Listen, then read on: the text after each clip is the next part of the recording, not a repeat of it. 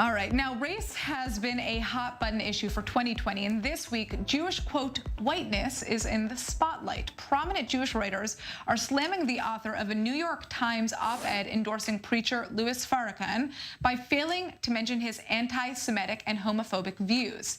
This author, Nat Hopkinson, is a culture professor at Howard University. She has hit back, saying that people who have, quote, become white shouldn't be educating black people on oppression, hinting at these Jewish critics. So the bottom line is, are Jews white?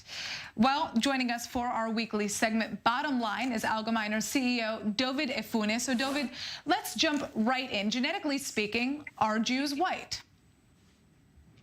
Well, Natasha, it's important to understand, firstly, the intense sensitivity that this question has for the Jewish community. And actually, it's coming up at a personally very relevant time for me. Today is the anniversary of the passing of my great-grandfather, Dovid Efune, who was arrested by the Nazis in Vienna in September 1939. And he was taken to the anthropological department at the Vienna Museum of Natural History, and he was subjected to, together with 440 other Jews, to degrading tests and measurements because he was considered by the Nazis to be of an inferior race.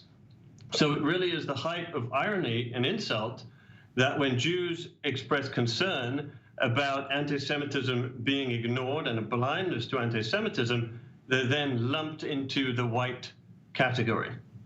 Interesting. All right, so let's break down Ms. Hopkinson's statement that Jews have become white. What do you think that she means by that? Well, in the language of wokeness, which is, how I would describe the ideology to which she belongs, whiteness isn't just a description of the lowest rung on the ladder of victimhood.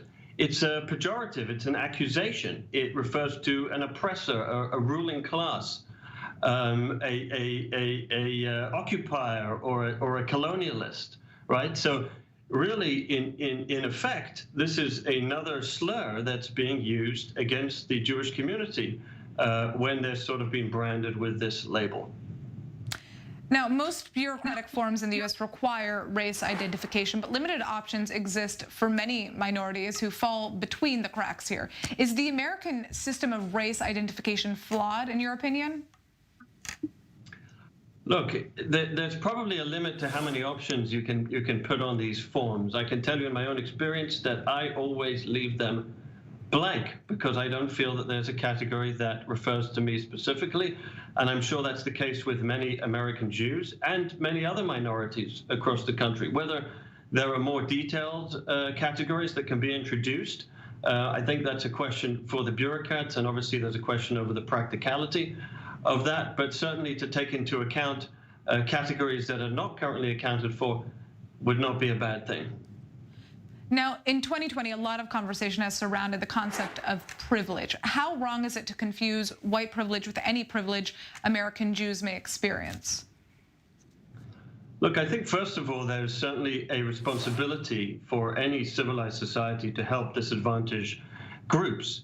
But the concept of defining these groups along racial terms, of defining white as the oppressor and other races as necessarily the oppressed, I think is deeply problematic and runs counter to the concept of what America stands for. I mean, the Jewish experience in America has largely shown that disadvantage and historic oppression can be overcome.